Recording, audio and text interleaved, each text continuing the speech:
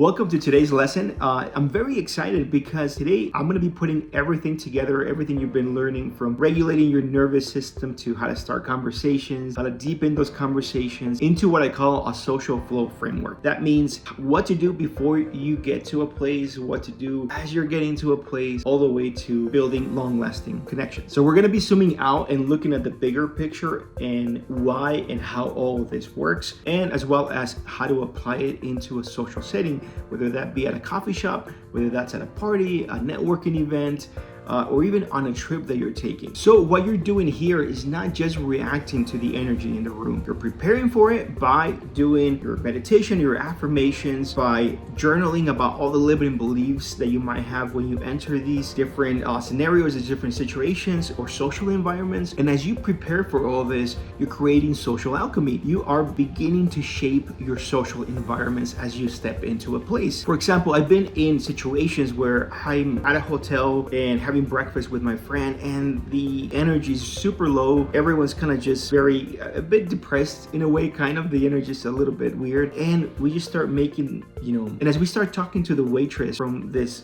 breakfast restaurant, this hotel, it starts to light up. She went into work, she went in, she was still feeling a little bit sick, she said. And as she begins to light up, the whole room begins to light up. So again, this is a bit of a domino effect. When you're making people's days, you might have a domino effect that you begin to see everyone around kind of just light up, become more social, more positive. And you might see it or you might not see it. It might happen after you leave. It might happen when people leave. They leave in a great mood and they pass on the good energy. So that is social alchemy, and that's what you're doing with this framework. And you're not doing it by forcing it. You're doing it very effortlessly by just who you are and the perspective and energy that you're bringing into every place. So let's get started. This is how you do it. First, you want to prepare. You're already doing your affirmations, hopefully in front of the mirror. You're already maybe taking a few minutes before you enter a place, maybe in your car or at home before you even leave the house to meditate a little bit. Maybe it's 5-10 minutes that you focus on your breathing and becoming very present so that you're present in the conversations with people. So you're doing all of this, right? You have this preparation, you have this mental preparation like any athlete would. The next thing you want to be doing, let's say you have a social event coming up, a trip coming up, or there's your favorite coffee shop that you go to, you want to make it a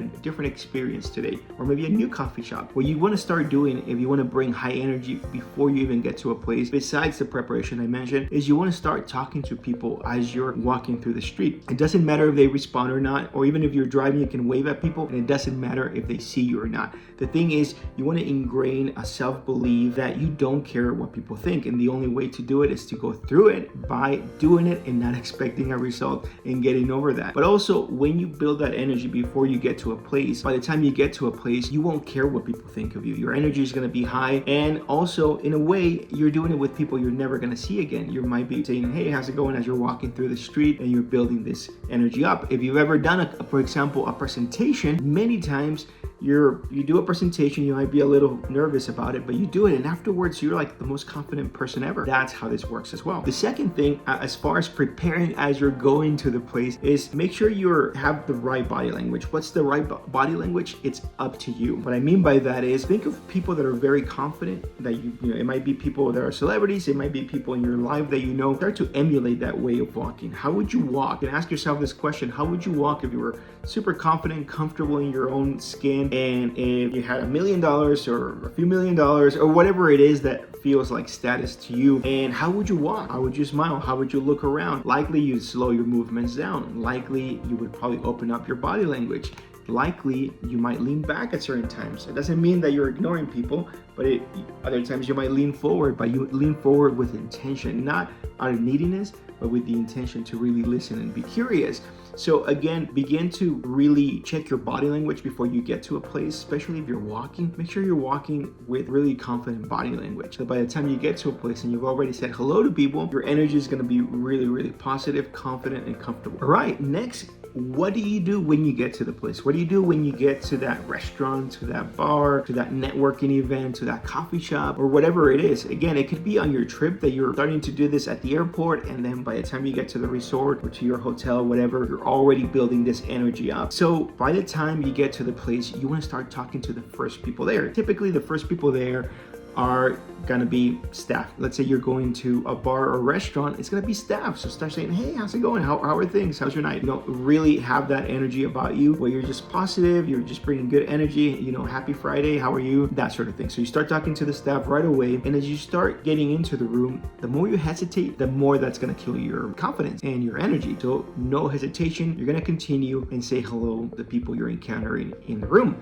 Now, it's easier to focus on the people that are right in front of you as opposed to looking at the entire room, for example, and being overwhelmed by, 50, 100, 200 or more people. You want to focus it on person to person. So you encounter a person, you say, hey, how's it going? How are you? Oh, great. How's your night? Or how's your day? What are you up to today? What are you up to tonight? What's happening? Whatever questions. And again, we've gone over a bit of the dialogue in the past, so you can use some of those in the past videos. So you can use some of those tips to help you if you need something to say. So you're saying these things, and then you might introduce yourself. You could say, hey, I'm Felipe, how are you? And then they say, I'm Tom, Carol, I don't know, Miguel, whatever it might be. And then you say, awesome, yeah. And then what you're gonna do next is that you're gonna repeat this over and over. Hey, how's it going? How are you? My name's Felipe, how are you? And then they introduce themselves. So you're gonna end conversations first. You're gonna have these small conversations throughout the venue, especially if it's a networking event. This works incredibly well because at a coffee shop, people might leave and whatever, and you might only focus on a few people. But let's say it is a networking event, then people are going to be sticking around for longer, so you'll run into the same people. So you want to have these quick conversations, so you work the room. There's less pressure on you to come up with amazing things to say, and you're also ending conversations first, which is very powerful. You're not needy, and you're allowing people, maybe they want to talk to other people as well, especially at a networking event. So you're giving them the space to talk to other people as well. I'm going to grab a drink. I'll see you in a bit. I'm going to talk to a few more people. I'll see you in a bit. So you use yourself and do that over and over and over again. Now, besides introducing yourself, you want to do a couple things. You want to remember people's names. And sure, you might not be perfect, but there are ways to remember people's names. As soon as they say it to you, you want to say it back. Oh yeah, good to meet you, Carol. Yeah, so what brought you out here today, Carol? Or what got you into this industry? Let's say it's a networking event, Carol. You want to keep saying that name over and over. You could also say it over and over in your head, and or think of people in your life that you've met or that that have a similar name like that. Now, you could always ask them to spell it out if it's a different kind of name that you've never heard before, to help you remember that name. And funny enough, your brain is very powerful. It'll start remembering it. Sometimes you kind of second guess yourself, but it's crazy how your brain works when you repeat these things to yourself. Next time you see them, you'll remember their name. So that's the first thing you want to do besides introducing yourself. It's to remember their names. Second thing is ask follow-up questions. I've already gone over this in the past video. Questions like, what got you into this? Let's say they say, I'm just coming from tennis. How long have you been doing tennis? What got you into tennis? Whatever it is, right? So follow-up questions, especially if they're emotional, especially if it's about something exciting that they're into. If it's a networking event with work, they might not be that into work. So that might not be the best topic to talk about unless they're really passionate about it. Like what's exciting happening in what exciting things are happening in your company? You could ask those things. Again, it's all context here, so take it with a grain of salt, everything that I'm saying. Now, the next thing you want to do as you've worked the room, you're remembering people's names, you're introducing yourself as well, and you're asking some follow-up questions, and then again, ending those conversations, is when you are back with the same people, you want to start introducing people to each other. And this is going to be great, whether you remember their names or you don't. You could always, let's say you're meeting another person named Maria, for example, and you say, hey, Maria, great to meet you, actually, and then someone goes by and taps you on the shoulder or says hi, that you already met. Now it's Carol, but maybe you don't remember her name, so you introduce, hey, how's it going? Let me introduce you. This is Maria, by the way, even if you don't remember their name, or you could say both of their names, and it's gonna be very connecting, because many times people don't remember people's names. And so you begin to introduce people to each other. If you can remember details like, oh yeah, she's originally from New York, and he's also from New York. I thought you guys should connect, or same industry. Again, this is especially great for networking events, but you can definitely utilize some of these aspects even when you're going to a coffee shop, even when you're on a trip. Anyway, if you can't tell, I'm really excited for this. This was one of the first things that I was like, wow, I'm making it. Like I'm actually building great social skills. My thing was like, I gotta get to a place where socially I'm able to work a room and meet everyone, because this was incredibly frightening for me when I first started doing this. So anyway, if you are willing to try this, congrats. It's a big step, and I'm sure you can do it. Little by little, you can build it up, and it doesn't have to be perfect the first time. or the first time. You build it up and it only gets better and better as you continue to do this. Now, a couple more things to talk about as you're working the room, as you're meeting all these people, is that you can insert, I should say, banter into all this, and wittiness and humor. I'd recommend, as you begin to go on this journey of building social skills and confidence and creating social alchemy in these places, is to note down the common conversations that you're getting into. Maybe they're always asking you, how are you? And you say, terrible. You have your go-to lines that you always say that are unique to you. You want to definitely use that in those specific things that you always say, but you also want to look at, or watch, I should say, either stand-up comedy or even better talk show hosts, especially those that you really resonate with you, that really vibe with you and are your type of humor, and take notes of those conversations. Many times they have, the same conversations, and they say some of the similar or the same bit as well. So you want to have that framework as well, where you throw those jokes and then you allow space, of course, for spontaneity and that sort of thing. So definitely take that into account. Inserting humor, it creates a bigger connection besides the follow-up questions, besides being present and listening. Also, bringing in humor is going to be great. And the final thing I want to talk about is really about how to end conversations and maybe have a follow-up conversation, whether it's on the phone or in person, grabbing coffee with people. So how do you do it? You've already, in this context, a social networking event, you're ending conversations by saying, I gotta talk to more people. But in any kind of conversation, you can always say, what do you got going on, leader? And then they ask you, and you say, well, I gotta go and, take care of some things with family, but great to meet you. Let's catch up over coffee. Something as simple as let's catch up over coffee, let's grab a drink sometime, or I'd love to hear more about XYZ event, information, job, whatever it is, right? So that opens it up for either you giving out your phone number, getting a phone number, or just exchanging information, whether that's for social, creating friendships, or networking, business stuff, or even for dating, whatever it is that you're trying to do with all this. Again, I want to leave all this as open-ended as possible so that you're able to insert your own perspective, your own style,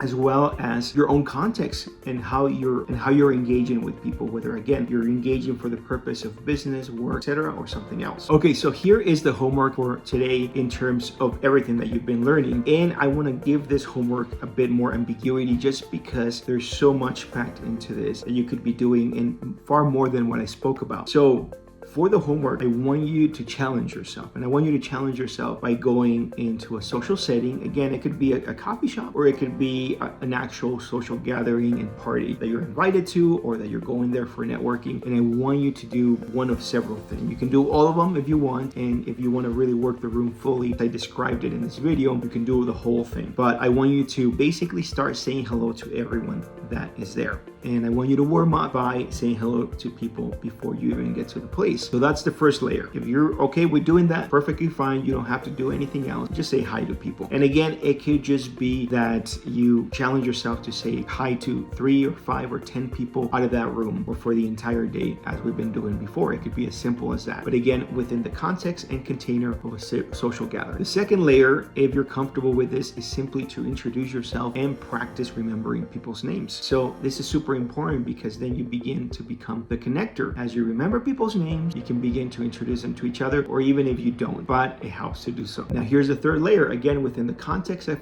and container of a social gathering, is end the conversations first and smoothly, and just have quick conversations. This could be, maybe a minute long or 30 seconds, something like that. You could say, great to meet you, Carol, great to meet you, Jacob, or whatever the name is. Yeah, I'm gonna grab a drink, or I'm gonna grab, I'm gonna talk to more people, but I'll see you in a bit. And challenge yourself to do this 3, 4, 5 times, and just to get to feel the confidence behind ending conversations first, introducing yourself and doing this over and over, and letting go of the outcome. Or even if you're into a person, maybe they are very attractive, or maybe there seems to be a great opportunity for work, let that go, end the conversation, and move on and continue to talk to people. Now the fourth layer of this, if you want to really go the extra mile and shoot for the fence in terms of work in a room, is to start to introduce people to each other. So you could say, hey Carol, this is Jacob.